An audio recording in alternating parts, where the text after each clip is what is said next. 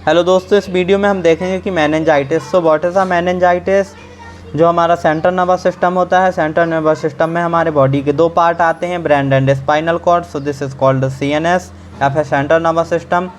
अब देखते हैं meningitis.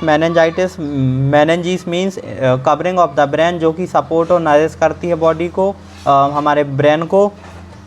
मेनिंजीस and itis means inflammatory condition of the central nervous system, brain and spinal cord.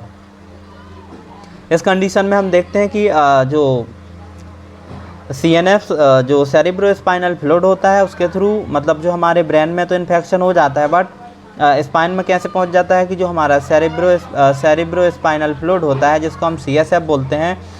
तो जो हमारा CSF होता है वो हमारे ब्रेन से स्पाइन तक नरिश करने को जाता है।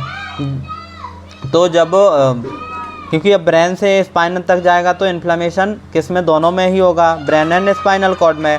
अब इसके बाद में हम देखते हैं कि क्या क्या साइन सिम्टम्स मिलते हैं, या फिर कैसे हम इसको असेसमेंट या फिर हम कैसे पता करते हैं।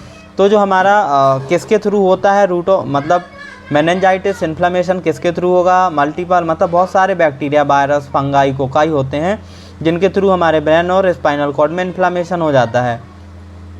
अब हम देखेंगे कि CNS में जब इन्फ्लेमेशन हो जाएगा तो हम क्या क्या साइन सिम्टम्स मिलते हैं देखने को।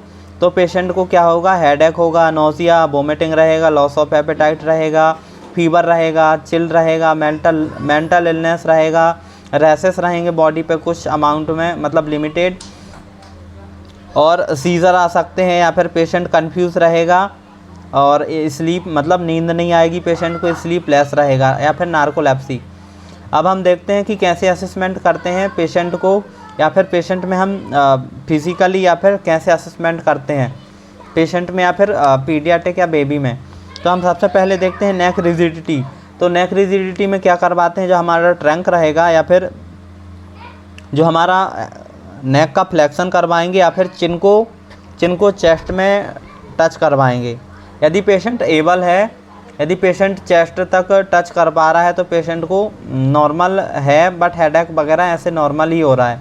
बट जब हम देखेंगे कि पेशेंट अनेबल रहेगा किस कंडीशन में, नेक चिन टू चेस्ट को टच करने में पेशेंट अनेबल है, तो this is called neck stiffness, और neck stiffness present in the meningitis condition.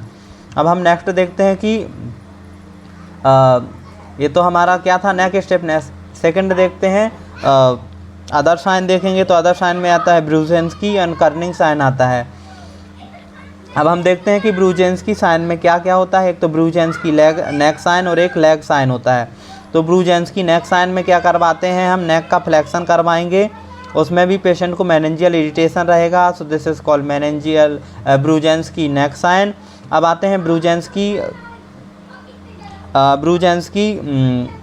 Leg sign.